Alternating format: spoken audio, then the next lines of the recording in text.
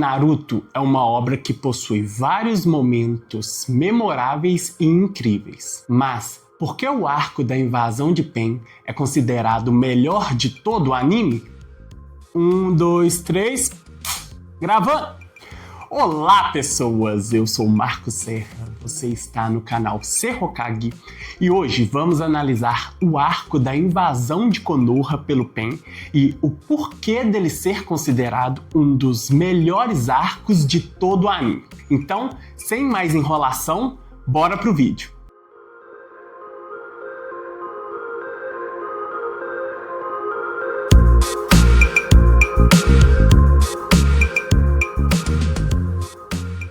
Antes da gente falar dessa saga em si, a gente precisa relembrar como que o Naruto estava vindo numa crescente para culminar no ápice que foi essa saga.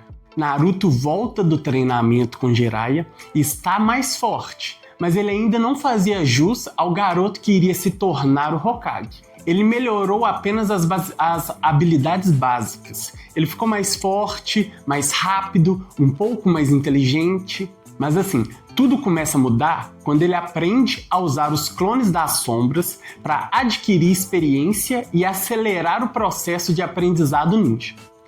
Isso é importante para dar para a obra coerência, porque ele precisaria de evoluir muito num curto período de tempo. Então, ele começa o treinamento para desenvolver o Futo Rasengan Shuriken.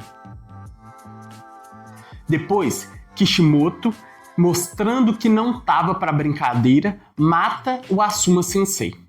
O legal é que ele deu foco nesse personagem na hora certa, fazendo com que ele tivesse o mesmo elemento que o Naruto e mostrando um pouco da sua história na medida certa, para que a gente sentisse quando ele morresse.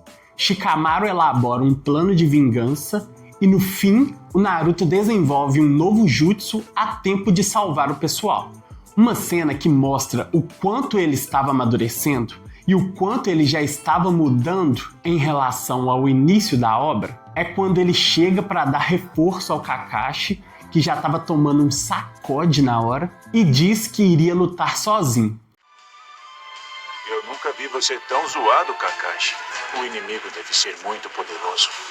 Você disse que eu sou o único shinobi que superará o 4º Hokage. Então tá resolvido. Vai nessa, Naruto. Certo. Pois é, cara. Isso agora é comigo. Naruto. Consegui. Isso foi legal. Depois, Jiraiya sai em missão, luta contra o chefe da Akatsuki e morre. Essa morte significava duas coisas. Uma era que Pain era o ninja mais forte que eles já haviam enfrentado.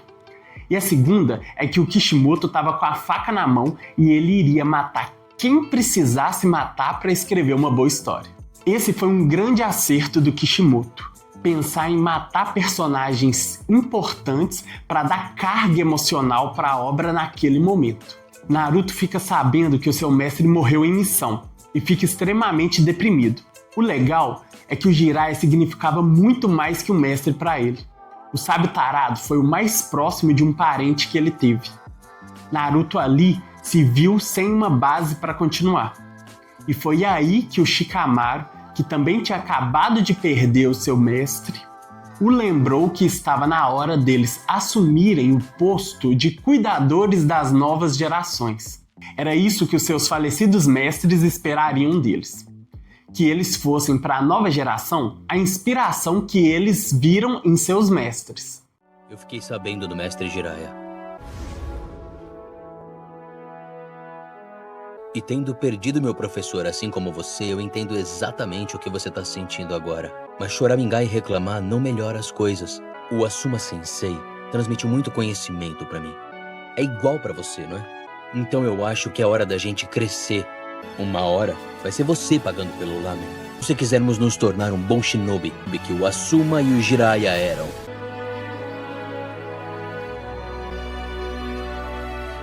Shikamaru, muito obrigado. Porque você tem um trabalho a fazer. Beleza! Depois da conversa com Shikamaru, eles conseguem decifrar a mensagem que o Jiraiya havia mandado e o Naruto vai treinar na Sapolândia com os sapos. Ele usa os clones das sombras para aprender mais rápido um novo jutsu, e isso justifica o porquê dele aprender uma habilidade tão forte em tão pouco tempo. E esse jutsu prometia fazer com que ele se tornasse mais forte a ponto de lutar contra alguém que havia matado um dos 3 lendários Sanins. Antes da invasão, tudo estava se encaixando. Naruto sabia como evoluir mais rápido, ele tinha um jutsu novo, estava extremamente motivado a treinar com os sapos para vingar o seu sensei e tinha um oponente mais forte que todos os seus oponentes anteriores. Todos os ingredientes para uma saga incrível estavam lá. Kishimoto foi evoluindo o personagem e a história pouco a pouco, para que no arco da invasão, Naruto chegasse no máximo de carga emocional e essa saga se tornasse o ápice da obra. E então, a invasão chega. Pain devasta a vila e até mata Kakashi. Até aí, já haviam sido 3 mortes de personagens extremamente importantes, principalmente o Kakashi e o Jiraiya, que eram um dos personagens mais ligados ao nosso protagonista. Depois que Pain devasta a vila, Naruto chega como uma resposta a um grito de socorro de Sakura. Naquele momento, ele era o único que poderia salvar a vila e ele chega com maestria. Parecia que tudo que tinha acontecido após o time skip foi para chegar naquele momento. A luta em si é ótima, apesar da animação em algumas partes não ser tão boa. Agora, Naruto estava mostrando ser um verdadeiro ninja.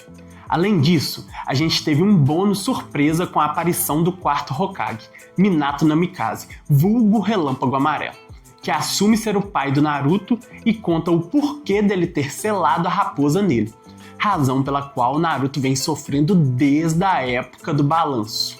Mas o real motivo que faz essa parte ser o ápice da obra foi a construção da história antes de chegar nessa parte. Kishimoto teve paciência e foi muito coerente, fazendo com que o seu personagem principal fosse subindo degrau a degrau até estar entre os titãs da obra. E ver esse crescimento é muito satisfatório. É prazeroso acompanhar a história desse garoto, ver o quanto ele tinha perdido, o quanto ele estava, desde o início da obra, lutando pela aprovação de toda a vila, e quando a vila precisou dele, ele estava lá e mais forte do que nunca.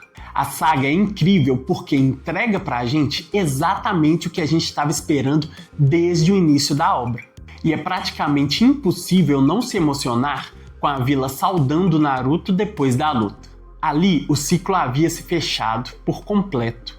Acompanhamos a história de um personagem sofrido que queria reconhecimento.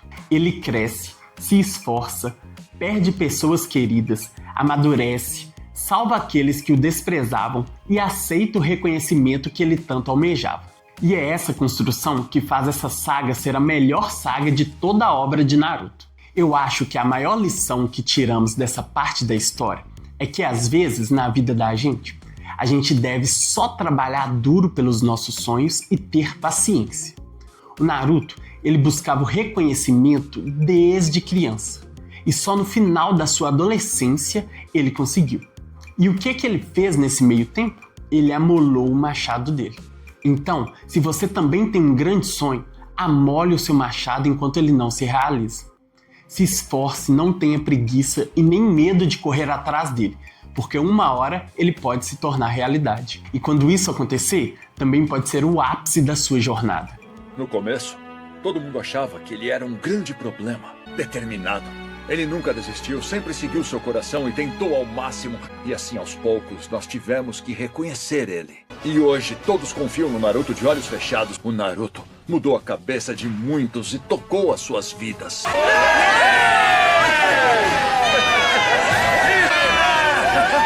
Senhor Terceiro, Senhor Quarto, tem um herói bem diante dos nossos olhos.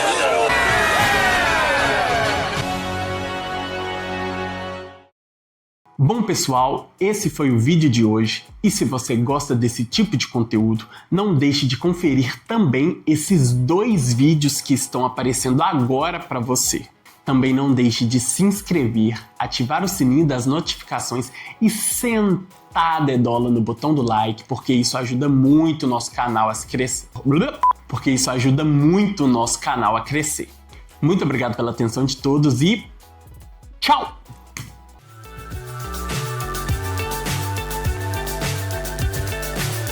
So high, I'm hypnotized.